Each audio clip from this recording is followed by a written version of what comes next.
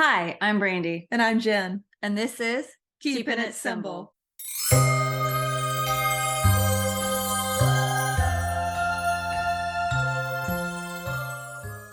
Hi, welcome to Keeping It Simple. In today's episode, episode 8, we are talking about the symbolism of the fox, which explains Jen's phenomenal fox ears. That's right. Because we know that Jen loves her props, and I do. I permit them. Can't stop, won't stop. Okay, so today's episode with the fox is really inspired by this is one that if you have listened to our previous episode on the sunflower, that was picked up because Jen had been experiencing sunflowers. When she shared that with me, then I started experiencing an influx of sunflower symbolism. Now the fox is one that's been showing up for me quite heavily since about, I think, February. And when I mean fox symbolism, I'm talking about like physical foxes, real foxes, as well as I've seen it on my grocery store. I pulled up into my grocery cart or the grocery like pickup, where they load them in your car. Yeah. And I looked over and there's this huge pallet. And I don't know what this was bags of, but it was wrapped and the plastic wrap over it was white with a whole bunch of orange foxes printed all over it. No words, no anything. Huh. And I'm pretty sure I have a picture of that. So remind me because I was Okay. like, you're kidding me. Like, you're kidding me. Yeah. So the fox symbolism has been something that's been popping up for me pretty heavily. That's why we went with this. Now, foxes mean very different things according to where it is in the world, as well as how is it showing up. So just to before we jump into what we normally do, where we start going through details of things, Jen, can you give just some of the key words for fox? Like what could these, not within a particular area, what are just some key terms that people should think of or should come to mind when the fox shows up in their world? Yes. Cunning, resilience, cleverness, mischievousness. I also think independence or solitariness. Is that solitariness a word? Solitary? Solitarity. Solitarity. Solid. Solitarian. Solitary. I Solitary think confinement. that's right. I think, but definitely a lot of that cunningness and cleverness is a very, very associated with the fox for sure. Yeah, and magic and good and Mhm. evil and everything that has to do with transformation and even good luck. So it Shape really can shifting, be, trickery. yeah, there's a lot of words that can come to mind. It's important to know, though, how the fox is showing up in your life as to what it could mean and then being open to interpretation, because there have been a few times I have learned that when the fox shows up in my life, it's a warning. That's Interesting. it's a warning for me. Right. Now I've gotten better details around what that warning means and where it applies in life according to how it's showing up. So far, it has not been magical, good luck. Like it's not been any of it. It's been the trickery. It's been the being able to be nimble, to think quickly on your toes, that there's deception, that there's some sort of something is afoot and you need to pay attention. So one of the things that is fascinating, not just because the fox symbolism is, I mean, incredible. It's pretty much in every area of the world, whether Mhm. it's particularly within a single culture or an entire region. It's interesting because it can be prevalent in a region, but be so different within certain cultures in that region, like complete opposite sides of the spectrum of what it means when it shows up. And Right. that's what's interesting about the fox is that you have the good and the evil, the trickery, but the good luck. So it's almost like it in and of itself is this contradiction to itself, right? Like it's the contradiction that it is, again, complete opposite sides of the spectrum, depending on how it shows up, where it shows up. What are Right. your thoughts on that? I mean, the first thing that comes to mind for me is that that's actually makes it a more easily identifiable symbol for most people because none of us are one or the other either. Do you know what I Yeah. mean? That Yeah. duality is part of the human experience. Yeah. And that's what I was thinking. It's interesting. It's almost like the, contradictions in our own human nature and our human experience. We can be one thing at one time and the next minute the complete opposite, Right. depending upon circumstance and environment and situations and stuff like that. So here's what I found. I want to jump into some physical attributes about the fox. Can we start Sure. there? Because this is Yeah. what I found was really cool when I started looking at them, because, oftentimes when we talk about like spirit animals, totem animals, power animals, which are actually technically separate things, different attributes. Here's just the fox. Here's some stuff that I thought was pretty cool. Foxes will leap on the backs of sheep to throw off the scent of predators that are following their trail. That again, very clever. I mean, Clever, that's clever. pretty smart, right? They'll jump Very on the smart. back of a sheep and just ride the sheep to lose the foot ground scent.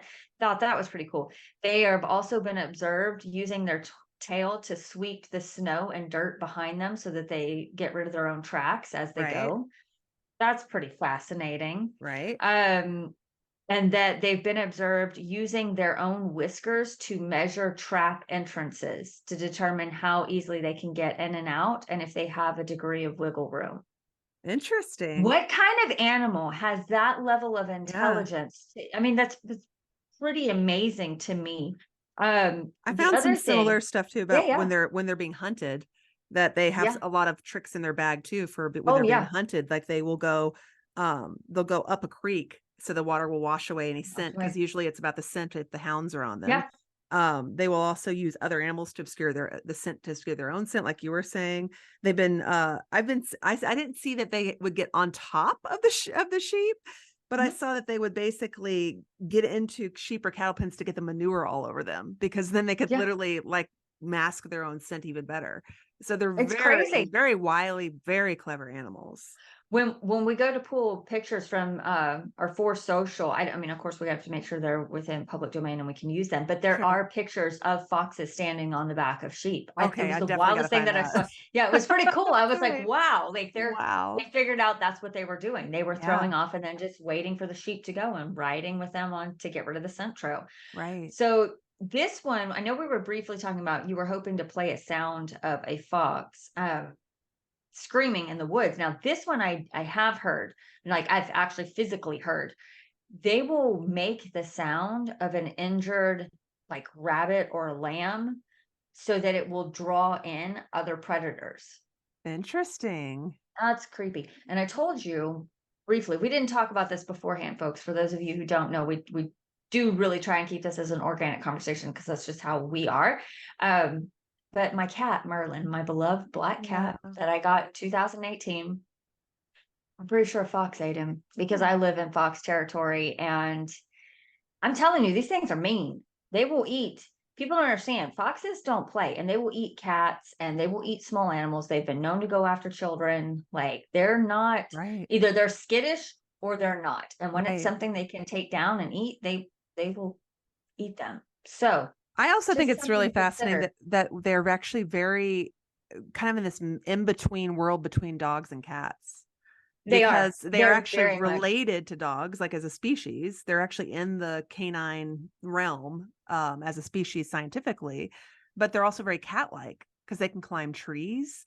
They have the vertical kind of dilating eyes like cats do. They have a lot of cat tendencies, but they also are related to dogs. So it's always interesting to me, one, that they'll eat cats. I mean, I'm sorry, Yeah. bless Merlin's soul. I'm sorry, I'm not trying to. I know. That makes me But sad. they do. But, Yeah. they'll It was, eat cats, which they're very similar to. They'll also be hunted by dogs, which they're very similar to in some ways. So yeah. they're really an interesting little creature that kind of walks between Well, worlds of animals, and I even. think that's probably why there's a big, you know, reason why it's being attributed to things that have to deal with magic and Yes. mystical and underworld. And because they're kind of in their own category, Right. even though they're very similar to these animals, it's kind of like, how do you get the best of both worlds? But again, if you're talking about the fox having two complete ends of the spectrum, you're talking about cats and dogs. These are supposedly innate, enemies. Cats, are afraid of dogs and dogs hunt cats. Do you know what I'm saying? Like that's Right. kind of the and you have this animal that's like that in between that swings wildly. It's very interesting to me. Very interesting. Definitely. And so we were talking about like the way that they're attributed to cats in Peru, because cats go back to intuition and the magical side of things, stuff like that. In Peru, they believe, we talked about this with the rabbit on the moon. They believe it's a fox on the moon. Really? Yeah. Isn't that cool? Interesting. Yeah, that's really cool. That's not one. I mean, I've heard cat on the moon, but again, we just talked about the way that cats are very similar to, or foxes are very similar to certain attributes of cats. Right. So and I don't know of a dog on the moon, but I'm well, the Dogon, but that's not dog on the moon. Anyways, that's a whole other conversation. Aliens. Um, so that was one that I thought was really interesting, the way you were talking about the way that they kind of maneuver that mystical side. Did you moon, by the way? Did you see What's that? anything on the moon? Did you find anything on the moon? No, I did not find anything on the moon in the fox. I did find some sky stuff, but not anything Yeah, specific let's to the talk moon. sky. Let's Okay. talk sky. Let's talk about it. Let's talk Yeah, cosmos. they're basically related to the Northern Lights. So in Finland, they're in Finnish belief, they believe that it's a fox, magical fox that basically is sparking off the snow and making creating these beautiful patterns in the sky as they go about. And actually, the Finnish word for the Northern Lights translates to foxfires. So they believe That's it's this kind of interesting. mystical creature, and there's also a whole lot of legend around anyone who can catch a fox, because they are actually very hard to catch, even though they're They're very hunted. elusive. Yes. Very elusive, very hard to catch, and anybody who can catch one has properties of a shaman. They believe in ancient Finnish belief. I thought that was Well, really fascinating as that's well. interesting because you think about the firefox, which is prevalent in so many cultures, which is a fox made of flames of fire that derives from its own inner light. It's very much and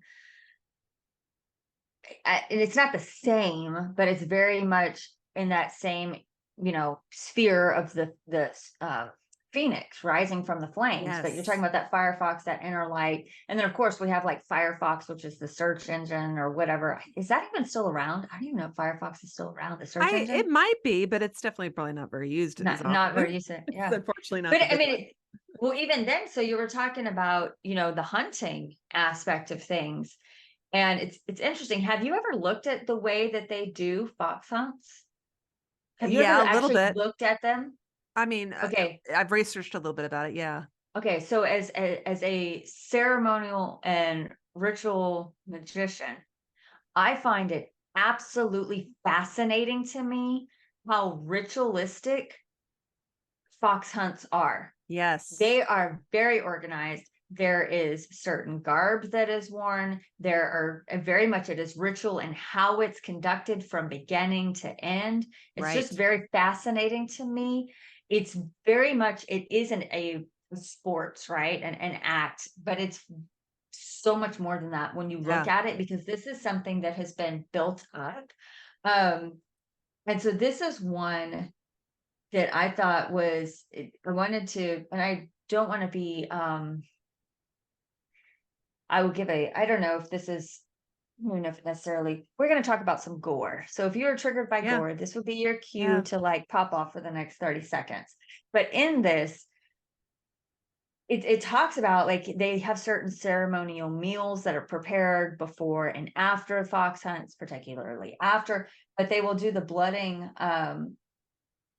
So do you know what a blooding is? When somebody kills something, they will blood them in a certain way, like with the animal. Okay. Right. Yeah, I've been blooded before. The first deer I ever shot, I got smeared. Um, so it's very interesting to me that you're talking about not just a sport, but the way in which it's done. And you're talking about how to catch one means you're a shaman. You have some sort of imbued understanding or power. There's something there. So it makes you think about even in these areas where they still do fox hunting and it's a proper gentleman's sport Mhm. and it's still very ritualistic. There is some undertone of recognition, and they have to know it. Otherwise, why would they go through all the effort of these things? Even if Mhm. they are devout in whatever their religious beliefs are, and they don't think there's any power attributed to foxes, it's very much built up through generations at this point. It's just very fascinating to me that they continue these rituals, because that's what I see them as, Yeah. when it comes to hunting foxes, Yeah. which makes you wonder, like, why? Like, why is it still so prevalent? Which you can only, of course, go with, well, then what you were talking about, the fire foxes, the magical, the imbuement, the walking between worlds. Like, these are, it's kind of like, did you ever grow up hunting? Did your parents ever I take did you not hunting? hunt. No, I did not. Do you know what snipe I hunting fished a is? lot. Oh, I fish too. Oh yeah. Fishing is my jam. I don't hunt now, not because I just don't, but fishing, yes. Um, so my dad, have you ever heard of snipe hunting? You're gonna go snipe hunting, I've catch heard of the it. elusive snipe, where Yeah. they take you out in the middle of the woods. They do this to kids. They take you out in the middle of the woods. They tell you to wait there. They're gonna scare the snipe. The snipe's gonna run towards you. Yeah, they basically just leave you in the woods and you got to figure your way out. So that's snipe hunting. It's a joke basically. Anyways, it's kind of like that same elusive nature is the way I see it with foxes. When you look at why is it so compared to all the other animals that are hunted for meat, for fur, for whatever the case may be, why is the fox, a small animal, Right. you're not getting some huge, pelt off of it. You're not getting something, tusk or something of significance off of it. Why is this small creature Yeah. so magical to Sought hunt? after. Yes. Yes, and the rituals around it is Well, and in fascinating to fox me. hunting, you're not getting anything. You're not getting meat. You're not getting at the most the master of ceremonies, because there's a lot of hierarchy with fox hunting, will get the trophy of such, like the tail possibly, but they Yes. basically throw it back to the hounds to tear Yeah. apart and eat. So you're not hunting for meat. You're not hunting for even the coat at this It's just point. ritual. It's literally Yeah. blood sport, you know. Yeah. Yeah. There's a great Oscar Wilde quote about fox hunting that he worked into one of his plays: the unspeakable and full pursuit of the uneatable. Yeah. Thought I mean, that was kind of and a great way to truly, sum yeah. it up. Well, and I mean, it reminds me of, so I have small children, and Mary Poppins is one of the favorite movies, right? It was my Right. oldest, oh my God, I can't believe my oldest is gonna be 19 next month. But it was one of her favorite movies too. And, it's set in London and they talk about fox hunting and they go fox hunting. And, Mary Poppins gets on the back of the horse and they go trotting after the fox and, fox gets away. But they talk about it, and the father, who's a very, crude and proper, British gentleman, he talks about, fox hunting is tradition. And so it makes you think about, again, it's a different type of, when you look at the people who hunt foxes Hmm. as opposed to those that revere foxes, look at the status of the people who hunt them versus the people who revere them. Does that make sense? So it's Yes. almost like Yeah. squashing the Hmm. magical, I don't want to say, witch hunts or magical hunts, but it's well known that in many parts of the world, including where fox hunts are currently and have been historically prevalent, um, magic or the practice of magic was not just scary, but squashed, right? Like it was Yes. something that was sought after to put down quickly. And when you think about what do you do to an animal when it's injured or whatever, you put it down. So Right. it's just very interesting to me that when you see who hunt, like you're talking about the shamans who can catch a fox. Now the question is what do they do when they catch it? Are they Right. eating it? I would think not. Most of them, I'm not going to say they don't, but you're talking about who reveres it and hunts it for that reason or catches it for that reason, and who's killing it for the sake of killing it and they're doing it in a ritualistic manner. Again, Right. not knocking them, but just thinking outside of the box. That's very interesting. And why the fox?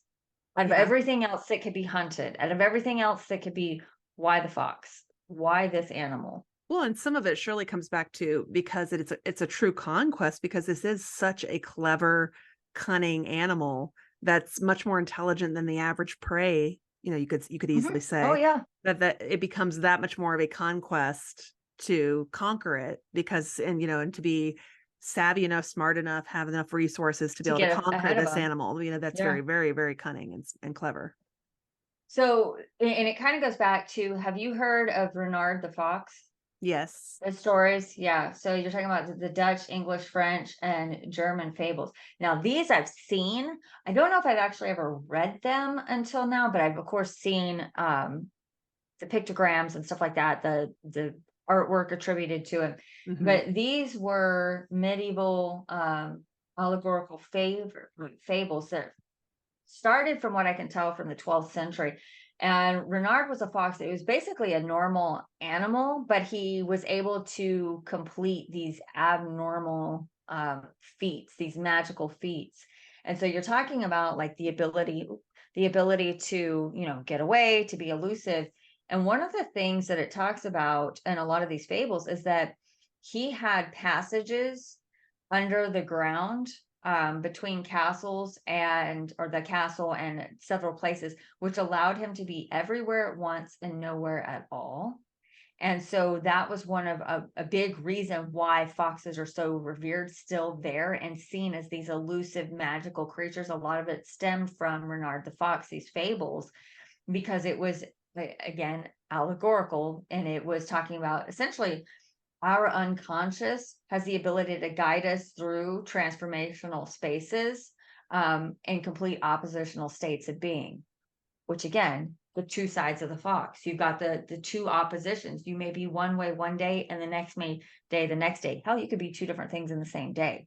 One minute you're Absolutely. all, one day you're all Pollyanna and peace, and the next you're like, burn it all to the ground. Right. So very interesting, because it talks about these fables were really what gave people the ability to see that they could live in light and dark, to that it was normal, that our unconscious allows us to be both light and dark, to, you don't have to be one thing all at one time, Right. and not always that one thing. So that's really where foxes took on this extra quality, at least in these areas of, it is something to behold, something to capture, something to conquer. Because if you can capture the fox, it's almost like you can capture your own unconsciousness and Yeah.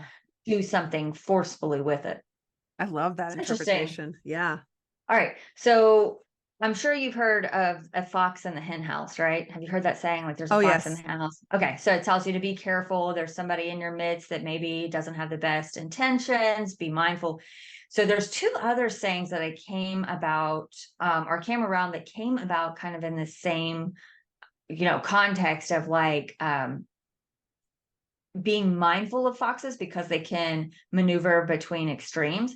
To sleep with one eye open is called a fox's sleep. Have you ever heard that? To I have sleep with one not eye heard open? that one. Yeah. No.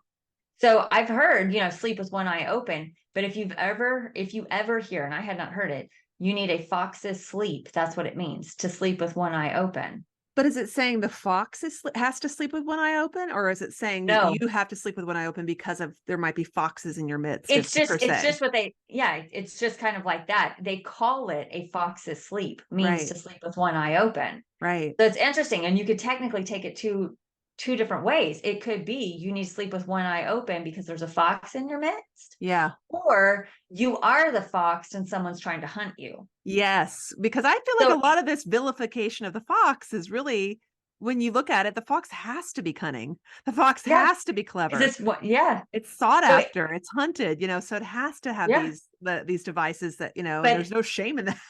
that's what I'm saying. It goes back to this Renard the Fox. It's Yeah, very much about, it's not one or the other. It's kind of right. like that it could be either. It's that fluidity of really, how do you interpret it? How do Yeah, you see it? Maybe the fox really isn't the bad guy. Maybe exactly. the fox is the victim here. And then the other one that I thought was really interesting was, every fox must pay his skin to the furrier. Furrier. Oh, It's I've never heard that furrier. one either, yeah. uh, it literally means to be taken in by your own craftiness. Ah, So that's very interesting, because again, it could go two different ways. Craftiness could mean, if you're being deceptive, you're going to get taken down by your own deception. And then the other side of it is maybe you need to be crafty to get out of a precarious situation. Yeah, I love that duality between the It's concepts. It's really it's really, fascinating. yeah, it's interesting on and what is happening in your life can dramatically change victim, predator. Yes. It's interesting to Ooh, I me. love that. Isn't that cool? Yeah, So I that's one that just made me think of, you know, again, it goes back to that, what is it doing in your life at that particular time? So right. just for instance, you saw the video that I posted of the fox in the tree, right? Okay. Yes. So for listeners, viewers who didn't see this, probably this was in May. Yeah, mid-May. Mid-May, I had some stuff going on in my life, a fox in the hen house type of situation. Yes. Um, and I doing my daily hike, and there's literally a fox in a tree. I hear these birds, and I'm like, I'm pretty sure those are blue jays, but I'm not positive. But I could tell there was more than one, and they were going berserk. So of course, I'm always going towards injured animals because I'm sitting here thinking, okay, is it like a fledgling that like is injured, it's down, whatever. It's not uncommon for fledglings to be on the ground. They have to learn how to fly. So I start going, well, I look and I have to find the video. I think I still have it and send it to you so you can put it on the thing. There's a damn fox in the tree Yeah. and it's being attacked by two blue jays. I did not see a nest and I did not see any eggs or eggshells or down nest, which they'll eat the eggs whole. They'll go up into the trees and they'll eat the eggs whole. So it's not uncommon not to see eggs, but I did not see a downed nest or anything that indicated. I don't know if it got the eggs already or got the fledglings, the babies already, or if I got there in time, but I chased it off. And so that happened. And within 2 days, boom, I have a fox in the hen house. And it was kind of like protect your nest, be mindful of your nest. That's what Yep. your concern needs to be on. So I knew that was coming. Then you knew of in February, I think it was, is when I hit that fox. I've only hit 3 animals. And this was the 4th animal that I've ever hit in the 20 years I've been driving, something like that. And so I hit a fox. It ran out in broad daylight and hit the side of my tire. And I mean, I hit it. There was nothing I could do. By the time I saw it out of the corner of it was too late. Like there was Yeah. nothing I could do. And I was on, I live out in the country, I guess you could say. And so I'm on a backcountry winding road doing 65 miles an hour. There was nothing I could do. And I knew then there's a fox. Pay attention. Like there's something. With that one, it was a forewarning. Something turned around and happened a few days later, and I knew how to respond, which was to immediately put it down, squash it. Don't even give this the time of day. So it's interesting the way that, you know, they were both kind of warnings. I was Right. expecting, I mean, of course, the one I hit with my vehicle wasn't expecting good luck. And then I've got 2 birds, blue jays, which are associated with the, high priestess and tarot, and they're associated with the unconsciousness. And they're talking Mhm. about like the moons and the emotion and the feelings. So those I did not expect good luck. But then the latest one, was the one where I'm walking on my hike not that long ago. When a kid, just walks right in front of me, and the mom walks right behind it, and she stops, she sits, and she starts chatting at me. Doesn't scurry off, doesn't anything. And I have Yeah. that on video too. I I was like, love you're that. kidding me. And Yeah. so that one, I was expecting some sort of like, oh, well, this one is not, trying to eat some babies. Yeah. This one is not running out in front of my car. So I was expecting something good with this one. Like I was like, okay, like this has got to be like a good luck, some sort of, magical. And no, it was another. Nope. I was like, okay. So for me, so far, we're swinging wildly to one side with the fox symbolism. But I think it's Sure. important for people to understand that my experience with Fox may be dramatically different than your experience with Fox, and somebody else, it might just be all the good things. It might just be magic and the unconscious and transformation. And so to keep it open, even if it comes across like one of these sayings, to sleep with one eye open, that doesn't mean you have a fox in your hen house. you could be the fox that just needs to be aware. So just leave it Right. open and don't do what Brandy did. Because if you do what I did, then you're going to open yourself up to, oh, yeah, something's good coming. And then you're like, oh, hell no, that just happened. Okay. Well, Yeah, that's great. I remember some of your fox sightings, and I remember us Yes. texting about some of these, and I felt it at one of those instances that you were the fox, because I felt like at the time there were some hunting people coming, gathering their masses to kind of come after you a little bit in Yes. metaphorical terms. And I remember trying to research because I was like, I'm going to find something that'll be a good little nugget. And I remember at the time saying, yeah, you have people coming after you. They're on your scent. They're trying to kind of get other people involved. And that, like, you have, when you have a fox hunt, there's literally like, I don't remember the numbers because it varies, but there's at least 20 dogs involved in this hunt, if not more, just packs and Yeah. packs of hounds, as well as all the men and humans that are running the show. And half the time they still don't catch the stand fox. So, Yeah. so I remember at the time being like, don't worry, they may be coming And after you, but you don't need to worry because you're more clever and you just go to ground, you'll be fine. that was the fox that I hit with my car. That was the Okay. one in Yeah. Yeah. February, March. Yeah. That's So I'm trying right. to think because there was that one. There was the one in the tree. You would think I would write these things down, and I did not. Yeah, because there was the one in the tree. There was the one that just crossed my path. There's the one I hit with my car. And then there was another one recently that was just like, wow, okay. So the point is just to consider that you could be the fox or Right. there could be a fox. So to Right. to leave it open until you have a better understanding. Most definitely. So do you have anything else that has to deal with like maybe something not so dark and drab and death? We were talking about some of the fables around foxes, and there's a really quick little brief one that I really love. It's not anything that dark. I just think it's kind of cute. The Fox and the Crow. Are you familiar with this fable? No. It's But interestingly, that thing that I was talking about at the grocery store, there was a crow standing right in front of it in the photo. oh, for real? Yeah. Okay. Well, then definitely we got to read this little tidbit. Okay. Okay. Yeah, So yeah. this is one of Aesop's fables, the famous Aesop's fables. It's called The Fox and the Crow. I'm just going to read, this one is so brief. I'm going to read you this little nugget, if that's all right. Yeah. So a fox once saw a crow fly off with a piece of cheese in its beak and settle on a branch of a tree. That's for me, as I am a fox, said Master Reynard, and he walked up to the foot of the tree. Good day, Mistress Crow, he cried. How well you are looking today. How glossy your feathers. How bright your eye. I feel sure your voice must surpass that of other birds, just as your figure does. Let me hear but one song from you that I may greet you as the queen of the birds. The crow lifted up her head and began to caw her best, but the moment she opened her mouth, the piece of cheese fell to the ground, only to be snapped up by Master Fox. That will do, he said. That was all I wanted. In exchange for your cheese, I will give you a piece of advice for the future. Do not trust flatterers. That one's I kind of mean, cute. It's more of a less nefarious, kind of like a little bit of cunning and a little cleverness where somebody's just trying to flatter you to get what they want.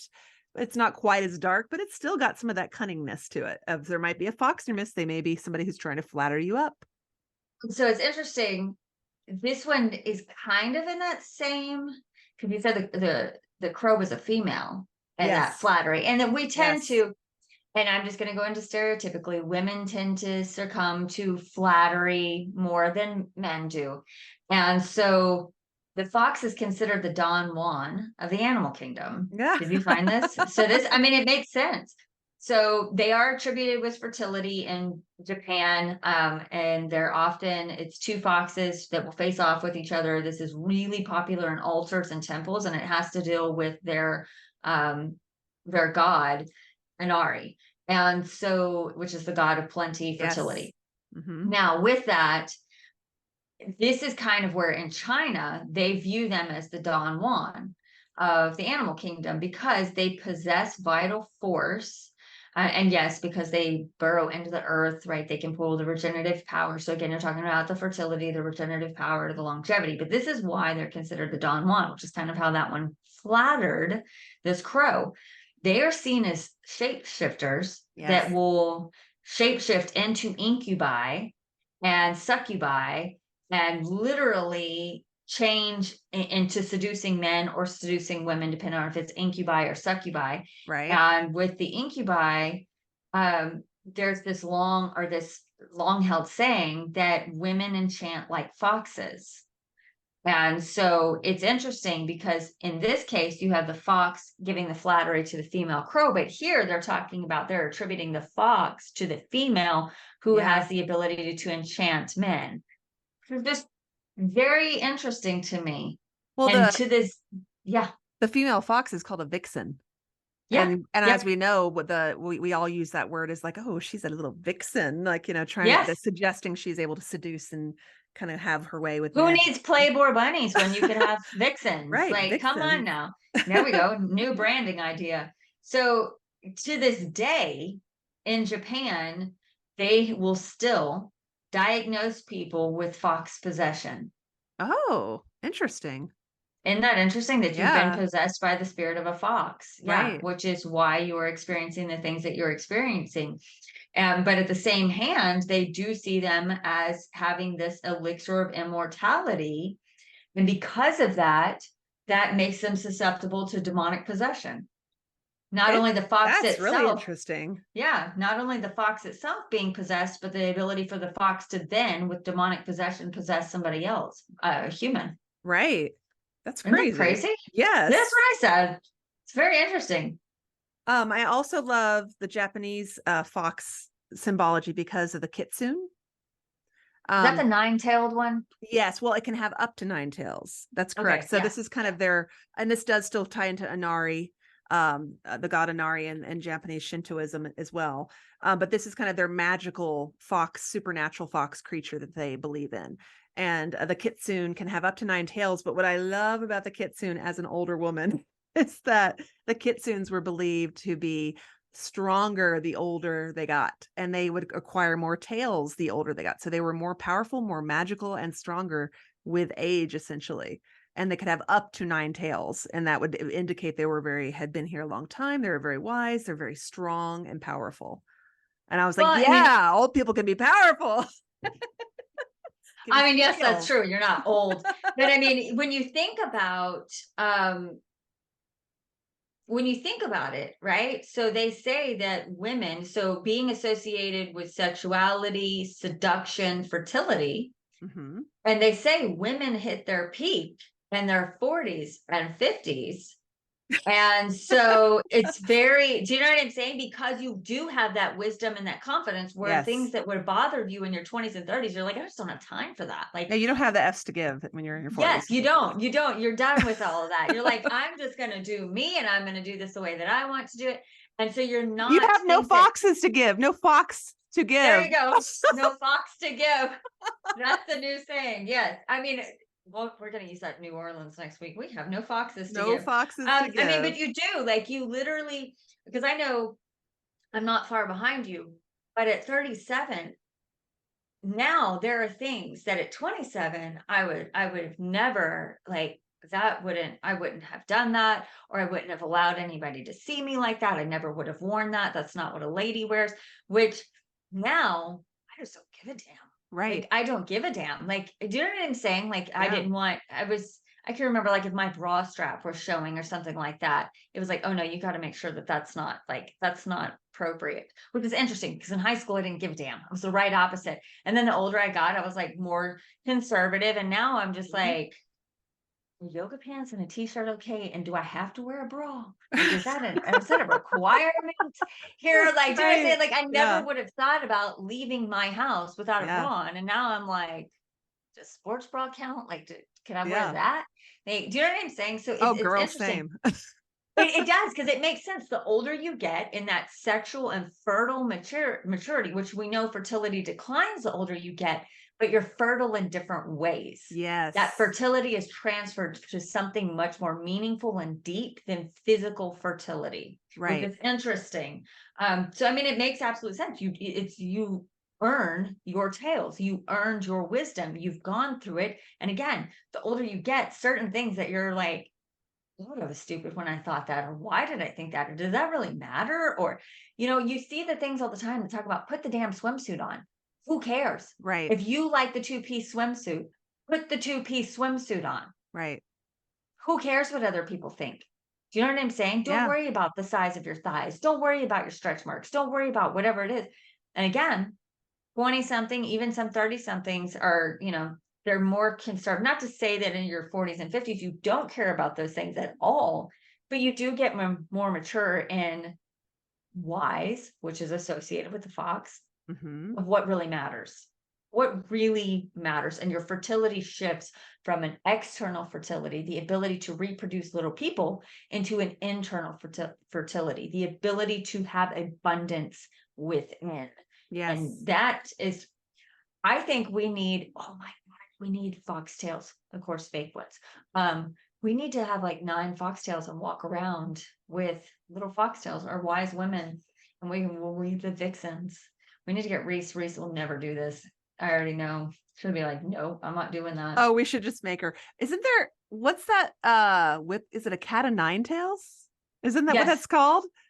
So Yes. see, you get older, you get wiser, and you know to have a little fun with Yep. with new kinks. I mean, there's certain things that have foxtails attached to them. Yeah. So be careful what you Yes. search, especially if you're not on safe search. That's Let's right. just say that. Watch out when you search for foxtail. Make sure you're on safe search at this That's point. right. The internet, Safe the search. internet is wild, folks. It is.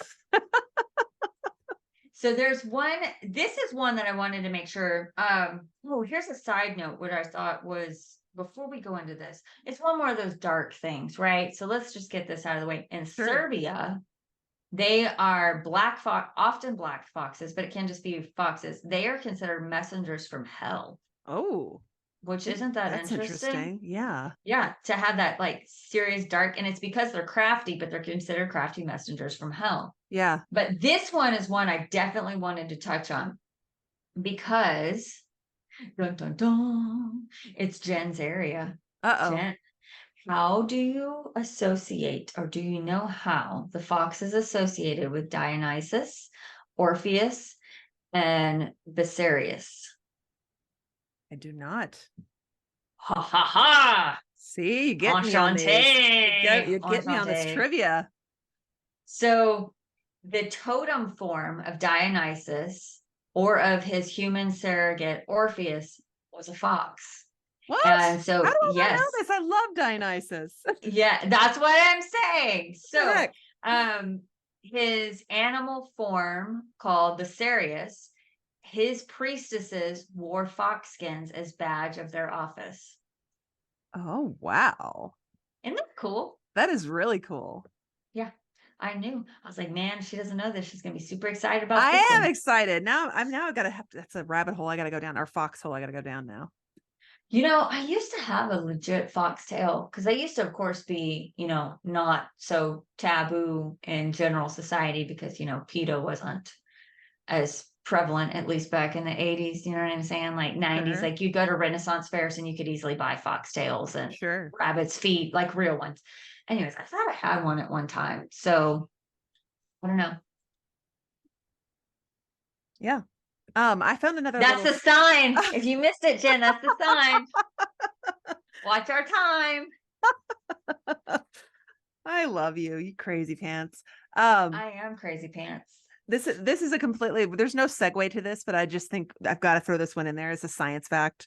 And because I don't know if you know this one. This one is fascinating. Foxes use the Earth's magnetic field. Do you know this? Yes. Isn't this fascinating? Yes.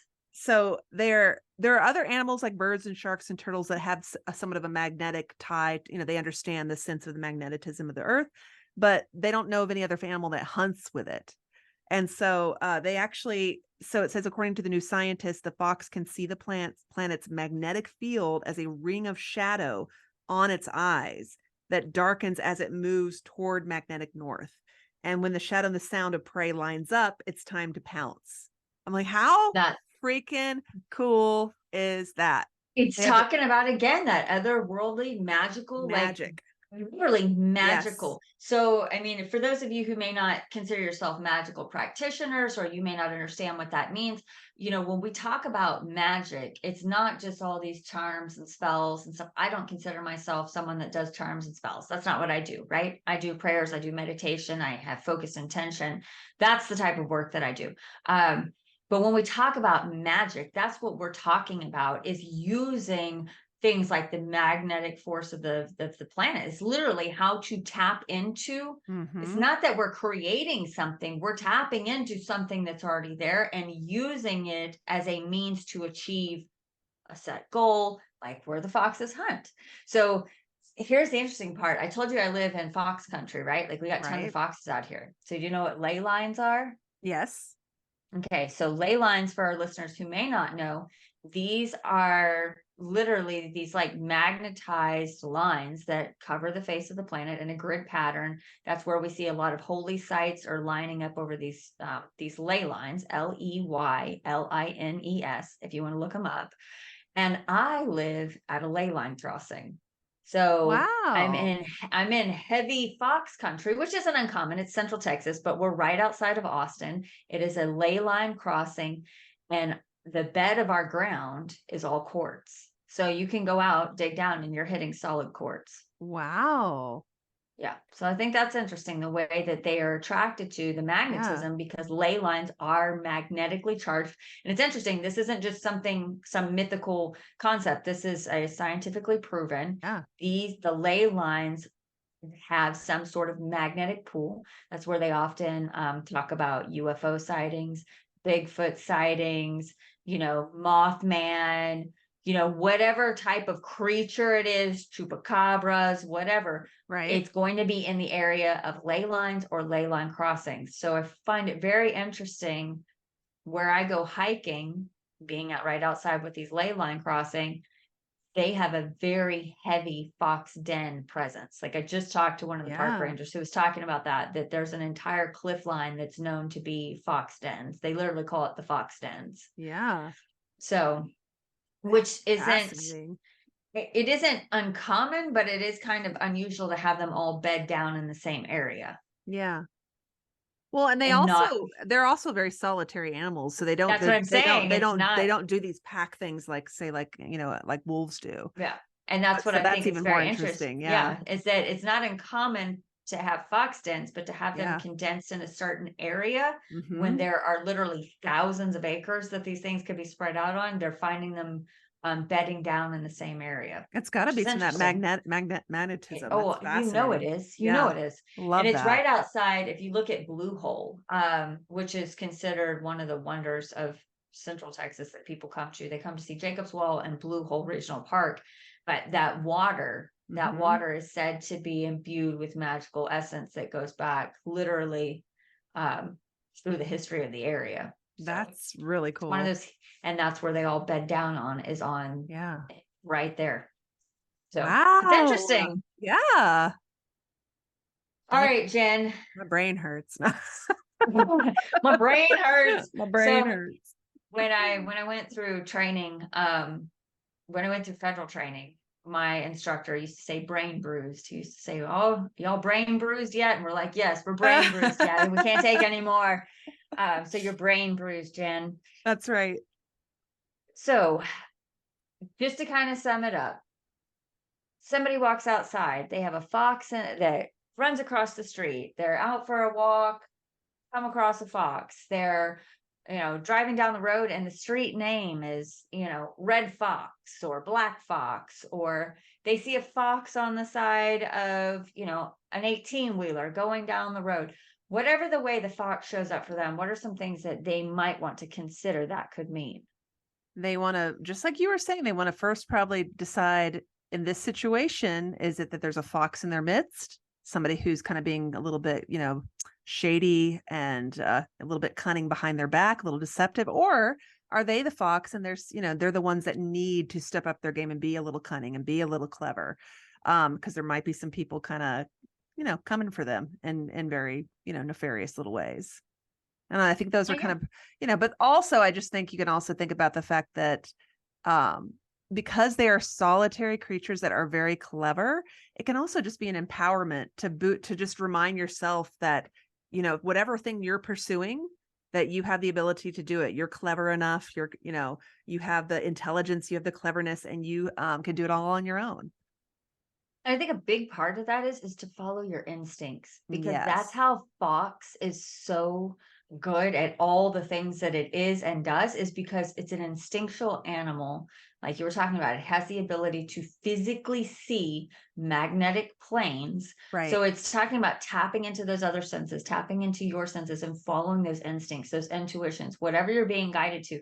If you see it and you feel like, I'm the fox in this situation, go with that. Don't go into the second guessing game, because if a Right. fox second guesses themselves, that's how they get caught by the dogs. That's right. So That's it's to right. follow those instincts, and to know that you can outmaneuver or outwit something if it's coming at you. You just Yes. got to be smart and on your toes. And we Which sly. foxes are very nimble. And the other thing is people might want to consider foxes are very playful animals. So it They can are. literally be telling you to just be a playful, be crafty and playful, and maybe not take things so seriously. Know that you have the ability to maneuver in any situation, no matter how drab, dark, dire something may seem. Yes. That's a beautiful way to put it. Yes. Yeah. And just remember the wisdom, the white hairs on the end of the ears. So be the wise one, because we know. I'm excited to see if you have props for the next episode. Yeah, Oh my I do. gosh, are I these on actually will. backwards? I think these are on backwards. Oh well. I think because I can feel they are on backwards. Okay, now I'm so mad. Because see, they have the little openings. Oh well, that's okay. Does it make that much of a? Oh, See? well, it's not that much of a difference. No, but you can see like the little inner ear part, which is what What did the fox uh say? and we're gonna post something about this. We're gonna post a clip of the scream of the fox because it is Yeah, haunting. If you don't know it's a it is. I fox, mean, you hear it yeah, in the middle of the night. they, when I heard that one chatting with me, it was very interesting. And now I do Yeah, know what the fox actually says.